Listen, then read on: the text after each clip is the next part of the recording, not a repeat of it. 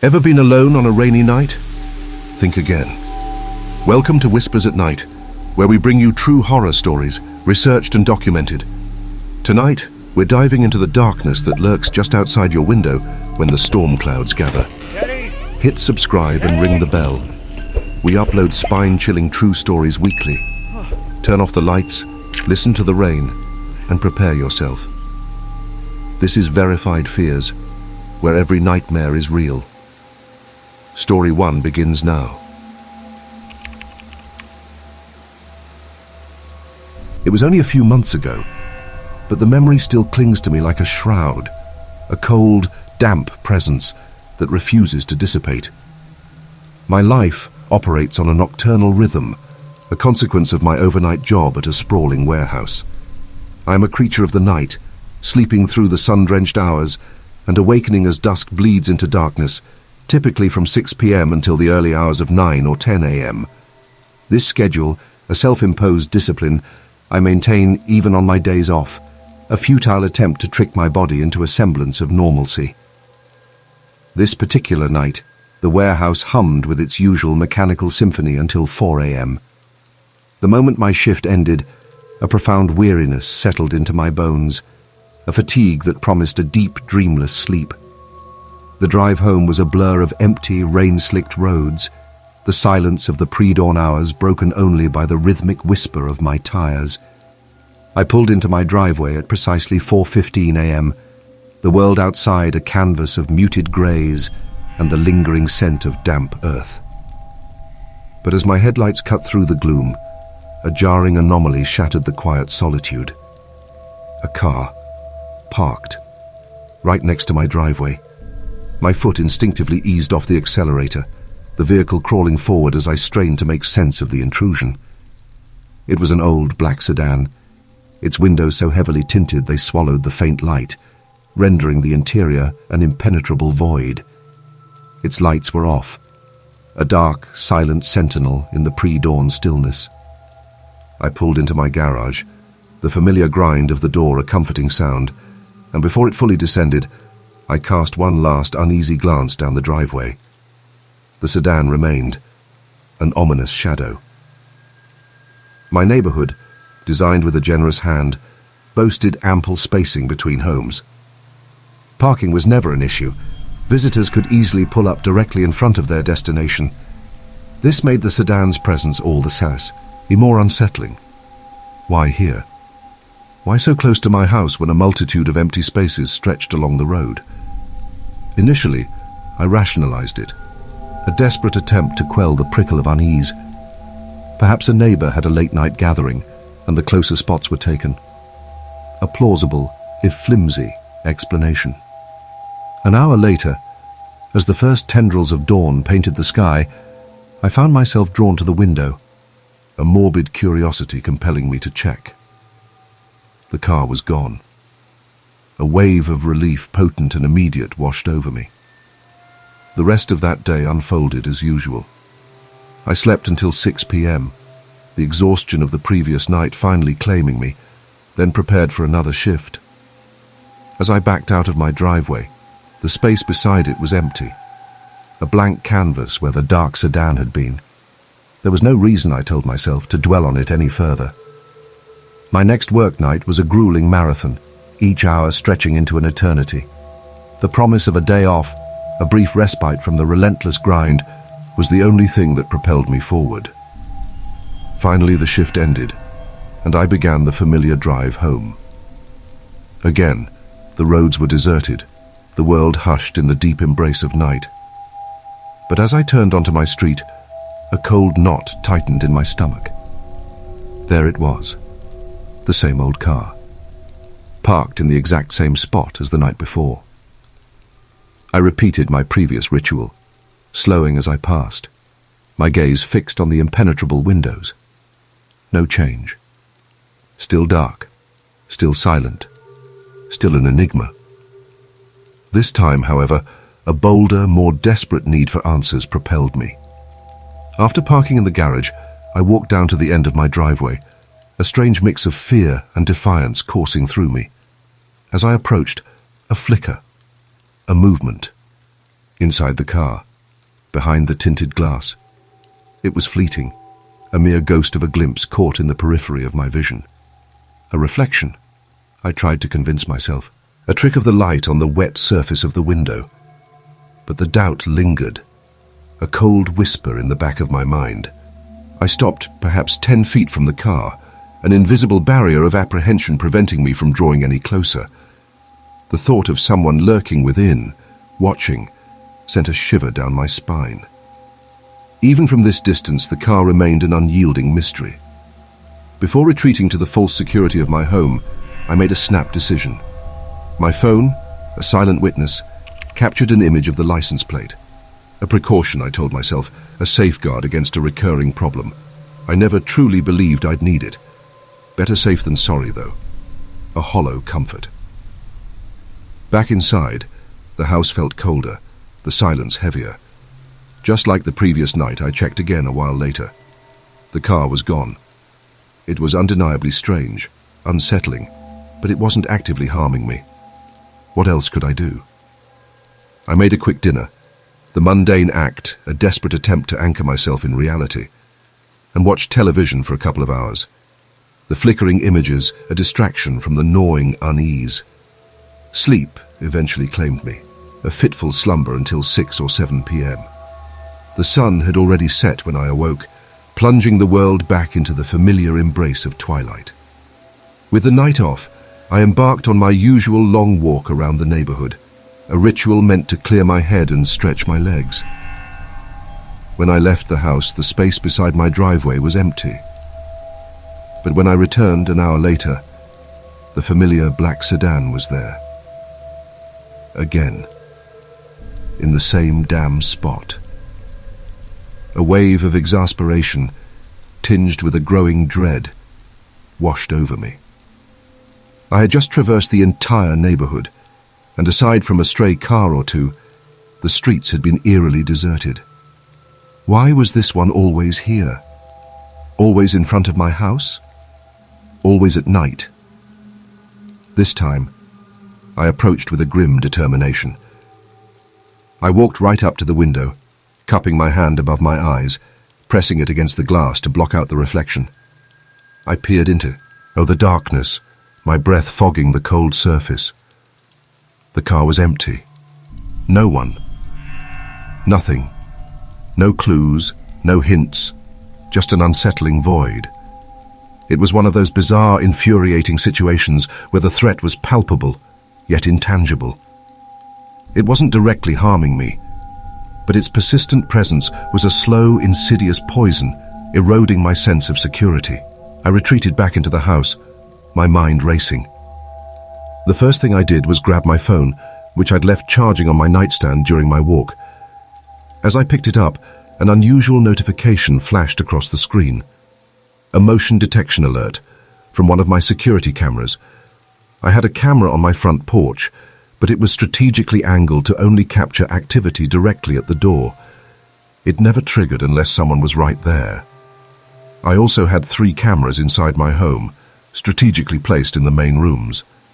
The notification didn't specify which camera had detected motion, so I opened the app, my fingers trembling slightly. A 60-second clip was saved. I watched it, my eyes glued to the screen. For the majority of the footage, the house was eerily silent, devoid of any movement. I was just beginning to dismiss it as a system glitch, a false alarm, when in the last 5 seconds, something shifted. A fleeting shadow, a glimpse of movement at the very bottom of the frame. It was quick, a blur, only a fraction of a head and shoulders, caught. Just like that, my hands went numb, the phone suddenly heavy in my grasp. The room the footage was from, my bedroom, the very room I was standing in. The silence of the house, once merely quiet, became deafening. I could hear the frantic thumping of my own heart, a drumbeat against the oppressive stillness. Slowly, agonizingly, I turned, my eyes darting across the room, searching, scanning every shadow, every corner. They could be anywhere, watching me, right now. The realization, a cold, hard stone in my gut, fueled a surge of panic. I had to leave. I had to get out. I hurried toward the doorway, my movements clumsy, desperate. The instant I cleared the threshold, a sound. Movement. From the bedroom. Right behind me. By the time my feet hit the stairs, footsteps were pounding down the hallway, closing in. 15 feet, maybe less. They were gaining. I burst through the front door, propelled by a primal fear, and sprinted into the woods, the dense canopy of trees offering a desperate, fleeting hope of concealment. In the sheer, unadulterated terror of the moment, I never once looked back. My only focus was escape. Survival. Eventually, the only sound was the frantic crunch of my own footsteps on the leaf-strewn ground, swallowed by the oppressive darkness of the woods. I fumbled for my phone, my fingers clumsy with adrenaline, and dialed 911. When the police arrived, the black sedan was gone, vanished into the night. But I had it. The picture, the license plate, from the day before. It took only 3 hours, 3 agonizing hours to find and arrest him. A man in his mid-20s, his eyes holding a disturbing, almost deranged glint. If I had turned back, if I had seen him chasing me through my own home, I honestly believe I would have been paralyzed by terror, stumbled, and fallen. A chilling thought. He had no discernible reason for targeting me, no logical motive. Yet, his obsessive ion was undeniable. His phone, a digital archive of his twisted fixation, contained multiple pictures of my house. Some, even more disturbing, were taken through my windows at night, capturing me in the unsuspecting comfort of my living room. He had meticulously documented my routine, notes detailing my comings and goings from work every day for the past 2 weeks. The sheer audacity, the chilling precision of his stalking, sent a fresh wave of revulsion through me. To this day, the most disturbing question remains unanswered. How did he get into my home? How did he bypass all the cameras? If he could slip in unnoticed, how many times had he done so before? With the intensity and duration of his stalking, it's entirely possible he had intimate knowledge of my camera placements. Perhaps this was merely the first time he'd made a crucial mistake, a fleeting misstep into the view of a camera in my bedroom. Regardless, the thought of him, a silent, unseen predator moving through my personal space, is a horror that will haunt me for a long, long time. But at least, for now, I shouldn't have to worry about him. For a long time. 4 years have passed since that night, yet the memory remains as vivid and unsettling as if it were yesterday. It was a storm of biblical proportions, a tempest that lashed at the city with relentless fury. As an Uber driver, nights like these were usually a bust. The streets would be deserted, the demand for rides plummeting to near zero. Sometimes, I wouldn't get a single pickup. But I was a creature of habit, and a stubborn one at that. I'd always stay out, either cruising aimlessly, lost in the rhythm of my music, or parked in some desolate lot, my phone screen casting a pale glow on my face as I watched YouTube videos. Even a few pickups, I reasoned, were worth the extra cash. This particular night, the city was a ghost town, just as I'd expected. For the first hour, I found refuge in a deserted parking lot, the drumming of rain on my car roof a constant, hypnotic companion. I scrolled through my phone, half listening to the storm's relentless assault on the town. Eventually, the gnawing emptiness in my stomach prompted a drive-through run. Food acquired, I returned to my solitary vigil, the parking lot once again my silent witness. Then, a notification. A pickup request. My heart gave a small, hopeful flutter. I tapped the screen, and the details materialized. 25 minutes away, and the destination, another 20 minutes beyond that. This wasn't unusual. On nights when other Uber drivers had wisely retreated indoors, I was often the last resort, the closest available driver, no matter the distance. And tonight, I had nothing but time. I accepted the ride. and with a sigh began the long, arduous journey. The drive felt endless, each mile stretching into an eternity. The storm, a relentless adversary, seemed to conspire against me, blurring the lines between road and sky. The eerie emptiness of the roads only amplified the sense of isolation. At times, I almost forgot my purpose, the act of driving becoming a mindless, aimless wander. The route itself was unsettling, leading me further and further into the desolate, forgotten corners of the countryside.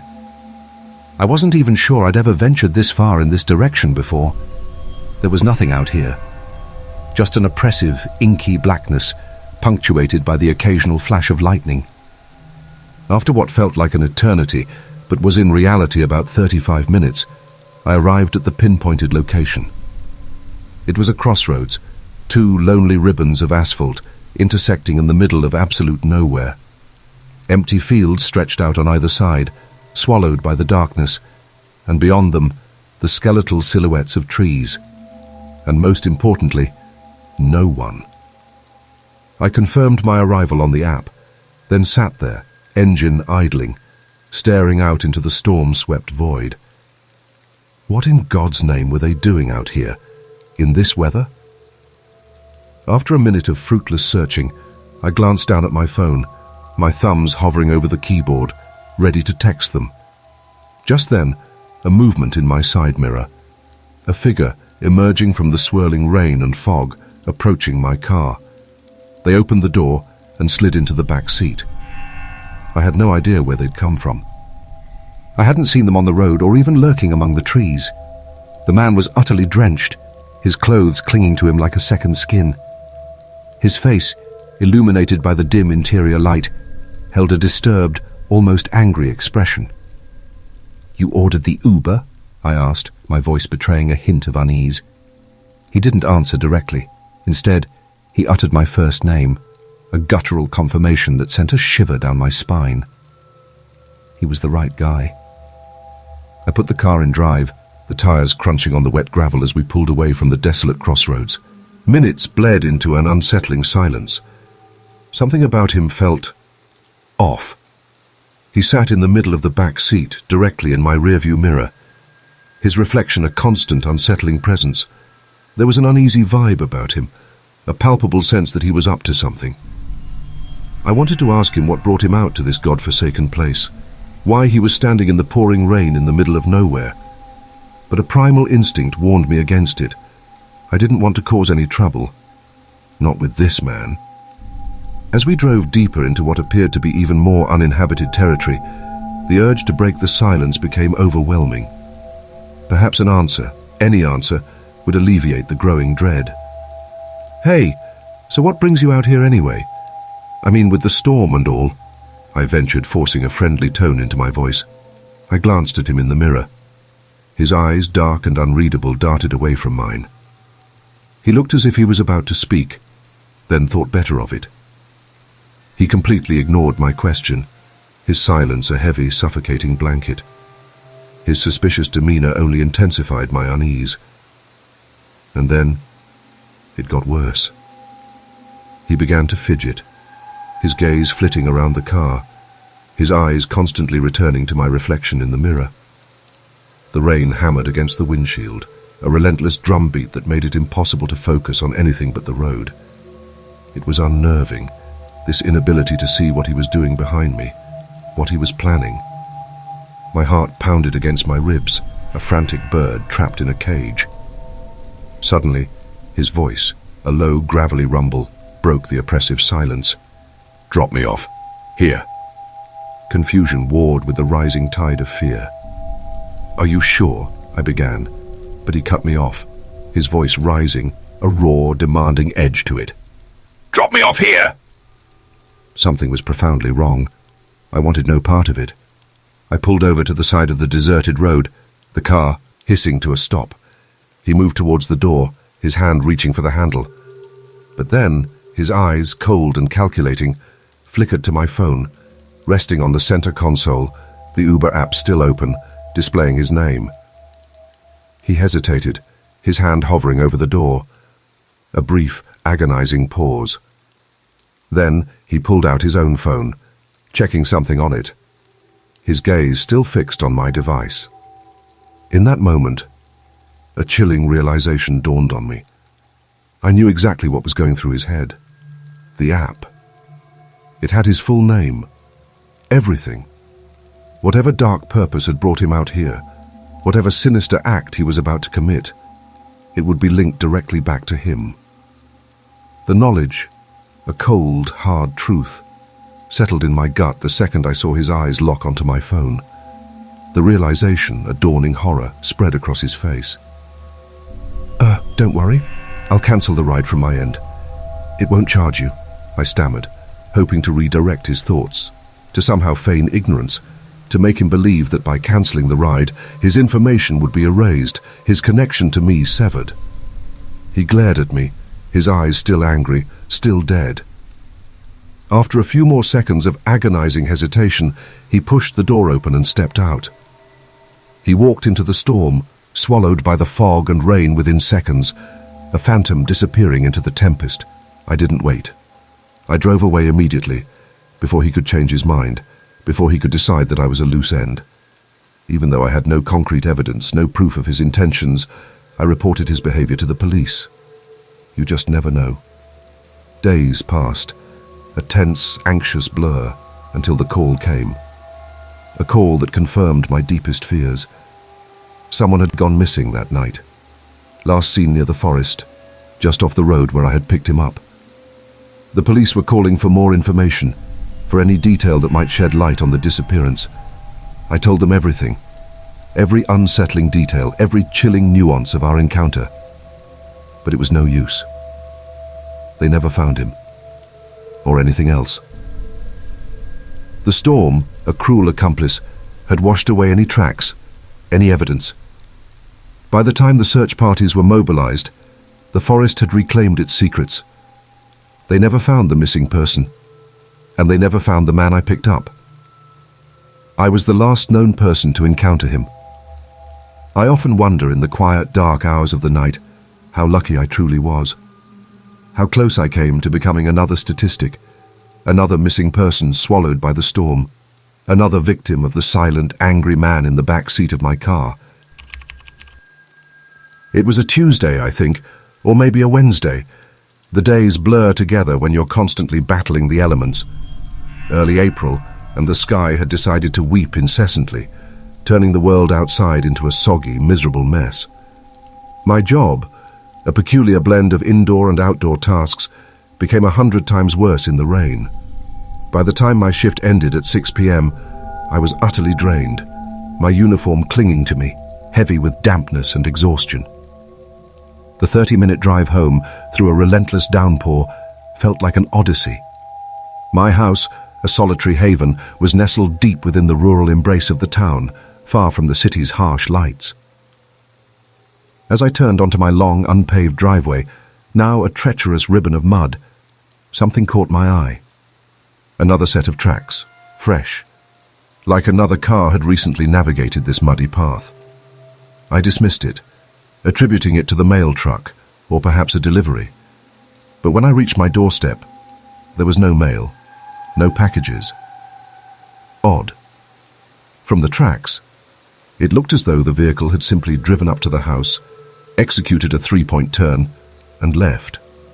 Probably just a wrong turn, I reasoned, a lost soul mistaking my secluded abode for another. Inside, I shed my soaked uniform, the damp fabric a chilling reminder of the day's ordeal. I headed to the kitchen, my stomach rumbling, eager to whip up something quick for dinner. It was perhaps 7:30 p.m. when I heard it. A faint knock, somewhere near the front door. I say thought because it was barely audible, a single, soft rap, almost swallowed by the drumming of the rain against the windows. The storm, a cacophony of wind and water, made it difficult to discern anything beyond its own furious symphony. Still, the sound, however faint, was enough to stir a flicker of curiosity. I rose from the comfortable embrace of my living room couch and walked to the other side of the house, towards Pehi, the front door. As I opened it, A gust of wind, laden with icy rain, slapped me across the face. I squinted, peering into the gloom. No one. The porch was empty, a desolate expanse of wet wood. I scanned the immediate surroundings, my gaze piercing the veil of rain, but there was no sign of anyone. After a few seconds, I pulled the door shut, the cold seeping into my bones, a shiver tracing its way down my spine. The incident, though minor, left a lingering sense of unease. It was too quiet, too isolated out here for random knocks. And the tracks, they still bothered me. I tried to shake it off, returning to my dinner preparations. But the quiet knock, the empty porch, the mysterious tracks, they gnawed at the edges of my mind. The rain continued its relentless assault, a constant, oppressive presence. The house, usually a sanctuary, began to feel exposed, vulnerable. I found myself glancing out the windows more often, my eyes searching the rain-swept darkness for any sign of movement, any hint of an explanation.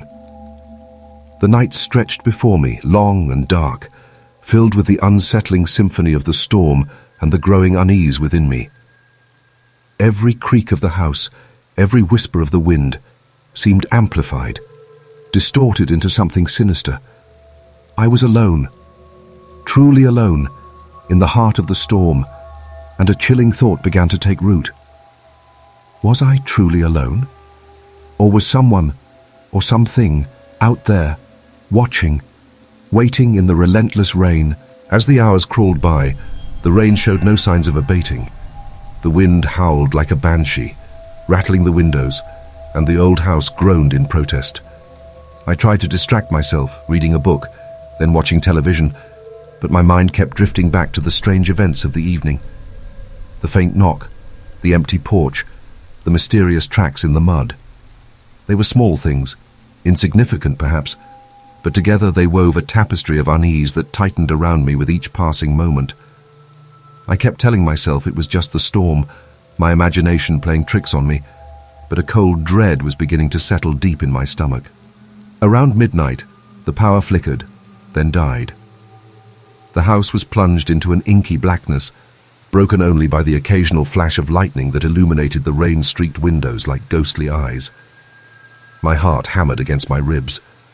I fumbled for my phone, its screen a beacon in the oppressive darkness, and used its flashlight to navigate to the kitchen, searching for candles. The silence, now absolute save for the storm's fury, was deafening. Every shadow seemed to writhe. Every creak of the floorboards sounded like a footstep. As I lit the first candle, its small flame casting dancing shadows on the walls, I heard it again. This time it wasn't a faint knock. It was a distinct, deliberate rap. Louder, from the back door. My breath hitched in my throat. I froze, the matchstick still smoking in my hand. My back door led to a small enclosed porch, and beyond that, nothing but dense woods. No one ever came to the back door. Ever. And certainly not in this weather. I stood there, paralyzed, listening. The knocking came again, a little louder, a little more insistent. My mind raced, desperately searching for a rational explanation. A branch hitting the door? A wild animal? But the knocks were too rhythmic, too human.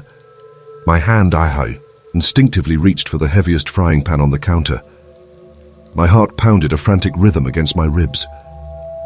I slowly, silently crept towards the back of the house, the flickering candlelight casting long, distorted shadows that danced around me like malevolent spirits. As I neared the back door, the knocking stopped. A profound, terrifying silence descended, broken only by the relentless drumming of the rain.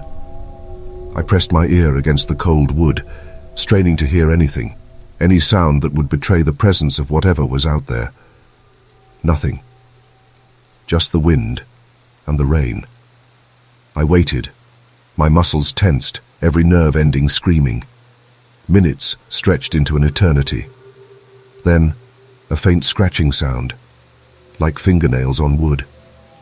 From just outside the door, my blood ran cold. I backed away slowly, my eyes fixed on the door, the frying pan held aloft like a shield. The scratching continued, a soft, persistent rasp that seemed to echo in the sudden, terrifying silence of the house. It was coming from just below the doorknob, at about waist height, too low for a person standing upright, too deliberate for an animal. A child? My mind recoiled from the thought. Who would be out here, in this storm, scratching at my back door? Suddenly the scratching stopped. And then, a new sound. A soft, wet thud against the door, as if something heavy and damp had leaned against it. I squeezed my eyes shut, my knuckles white around the frying pan handle. I could feel its presence, a cold, oppressive weight on the other side of the thin wood. A low, guttural sigh seemed to emanate from just beyond the door, a sound that was too close, too intimate, too human. My breath hitched. I wanted to scream, to run, but my feet were rooted to the spot, my body frozen in a tableau of pure terror. Then, silence. Complete, utter silence. The rain still fell, the wind still howled, but the sounds from the door had ceased. I stood there for what felt like an eternity, straining my ears, waiting for the next horrifying sound. But there was nothing. Slowly, cautiously, I opened my eyes. The candlelight flickered, casting long, dancing shadows. The back door remained closed, an impenetrable barrier between me and the unknown horror that had been lurking just outside. I didn't dare approach it. Not yet.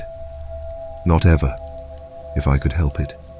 I spent the rest of the night huddled in the living room, a blanket wrapped tightly around me, the frying pan still clutched in my hand. Every shadow seemed to hold a lurking menace, every creak of the house a whispered threat.